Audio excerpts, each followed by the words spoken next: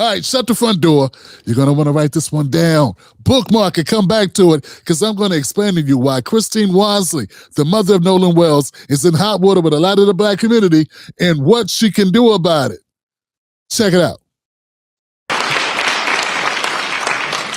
First of all, I want to say thank you all so much. Thank you to President Johnson as well as Chairman Russell. This has been a difficult journey. Losing a child, it truly breaks your heart. It is a pain that is just, you can't measure it. Especially someone like Nolan, who brought so much joy and light and life to everyone. This is fine. I have no problems at all with what she said here. Of course, it's a difficult, arduous, hard, tremendously hurtful, horrific journey so far that this woman has been on. I think we all can agree with that. But it's this part.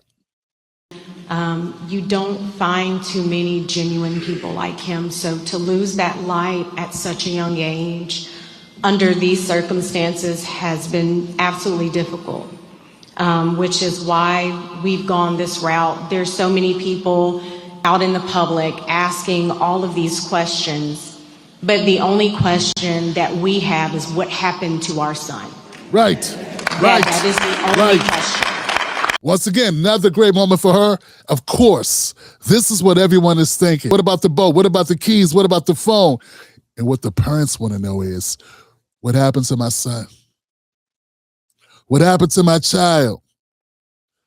We got 2 autopsy reports. We've had almost a week and a half, and we still don't know what happened. We done had a state have that information for over a week, and they have not released their findings from the autopsy report. We're still waiting on that. You understand what I'm saying? Once again, Miss Wasley on point, no problems at all. Let's keep going. We're going to get to the part where people are wondering, what is she thinking? We have consistently been degraded by the public. There's been questions about our parenting, our GoFundMe, this, that, and other. I've been called a racist. I am a healthcare provider, and I take my job very seriously. I love everyone. That's it. That's it. Christine Wasley, step into my office. A lot of people don't understand what you meant by this comment. They're taken back by it because they're standing with you for one of the reasons is that Nolan is a black child. They see their child through Nolan, and some of the trauma or what they've experienced in life has led them to root for you, to want you to have closure, to have an understanding, to have justice, all those things. But the way that our country's set up, the lack of justice for black Americans has been so constantly an issue in America that for you to make a statement like this is problematic to them. You have to understand that and be able to sit in that and know that and deal with that. And while you sit with that, but let me talk to black America for a second. So black Americans that are upset with this, and I understand why you're upset. I get that. My thing is, some of you have jobs. Some of you have jobs, and some of you would like to go back to your job. To me, it sounded like Christine Wasley was saying, basically, I'd like to keep my job. And I'm taking an oath in my job as a healthcare provider to not be a racist. Probably the last thing you want to be known for in your profession as a healthcare provider is to have a racial stigma or to be racially biased in any type of way, because how could anybody ever hire you to do that type of work where it's life or death or someone's health and well-being, and you might not like them just because of skin color. So I believe that part of what she was doing is being defensive of those people that are questioning her, and her not being a public person up to this point. She's not used to people questioning her blackness or questioning her, how does she feel about white people or people of other nationalities. So I think a little bit of grace there is reasonable, but I also want you to know that I understand what you're saying here. Now, back to Christine Wonsley. I got no problems with you saying you love everybody. Problem is not everybody loves you back. Okay? That's the problem. And when you make a statement like that, Black Americans under the impression that you're being delusional. And I know that you're Filipino, but I can see some black in that Filipino. And when people look at you real quick, they thinking black woman.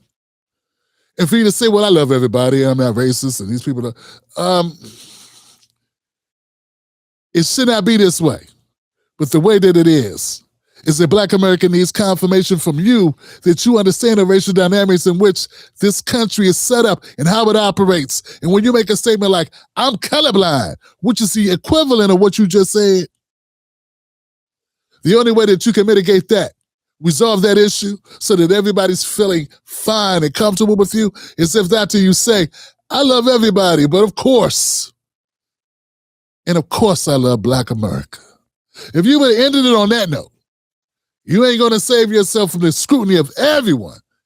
But for the bulk of Black America, I think that would have been enough. I think they would have understood.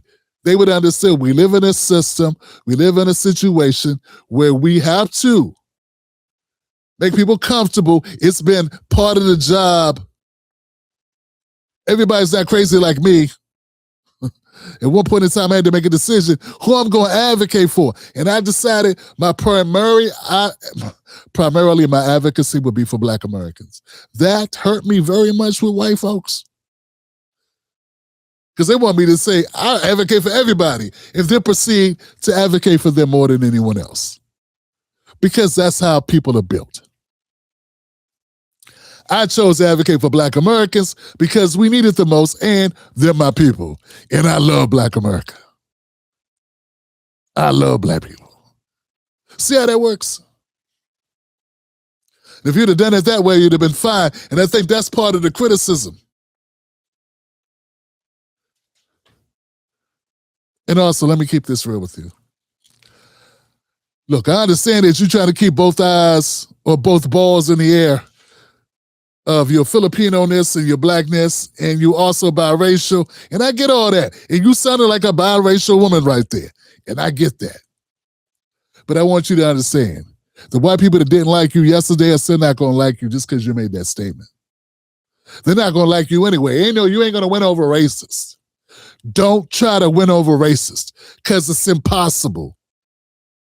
The only people that can change the opinions of racist people are the racist people themselves. So saying you love everybody, who you saying that to? And they're not saying that to Black America. So the only people that you could possibly be saying that needs a reassurance that you love them are white people.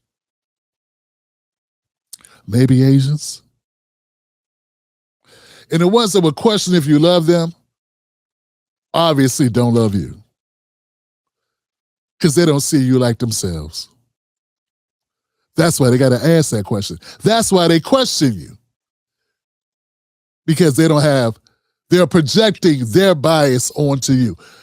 So Christine Wonsley, like, I get what you're doing, I get what you're saying, I get what you're going through. But this is the part of being a public person that takes time to get up to speed on. I'm looking here at the video. I see Elmore sitting there. Elmore look like he got it. Our parenting, our GoFundMe, this, that, and other. I've been called a racist. I am a healthcare provider, and I take my job very seriously. I love everyone. And it's been difficult for us, but we are leaning into our faith. There you go. That's where you go. Go back to that safe place. Benjamin Crump, he clapped loud when you said love everybody. That ain't what he's up here talking about. When he's talking about justice for Black Americans and he's leaning in on the racial issues in America, he's leaning in on the amount of inequalities and injustice for Black America. You don't be kumbaya. But he's telling you to kumbaya. Maybe that's illegal advice. He clapped pretty loud when you said you love everybody. But all I'm saying is there's a price to pay for that. And people need to give you some grace, and you also need to get up to speed on how to project yourself in that moment in time, because it's important for Black America. Because ain't nobody going to have your back like Black America going to have your back. I'm just telling you what it is. You need the numbers, we got the numbers, and we will ride for you and have your back through this process to find out what happened to your son. But to do that, we have to feel like we're riding with someone who identifies, embraces, and loves us back. And it's been difficult for us, but we are leaning into our faith, leaning into one another, also leaning into all of you. There are not enough thank yous, not enough appreciation for what you guys have done for us. And we do. We love you from the bottom of our hearts. Thank you.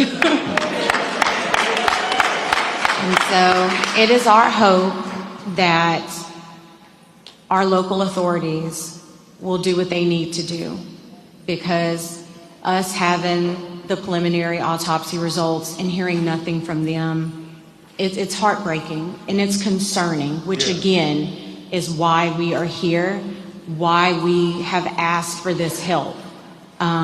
So again, thank you all so much for your support. We appreciate you, we really do. Yeah, I think she did a phenomenal job overall. I mean, it's the most difficult situation to be in front of the world, to be grieving, going through this process, being put on the front street. Everyone's looking at you, everyone's examining, judging you, and trying your best to get justice for your child. We got to remember that this family just wants answers to what happened to their child. That's it. And they're trying to get a book deal. They're not trying to get a reality show. They want the answers to what happens to their baby. For someone speaking off the cuff, no teleprompter.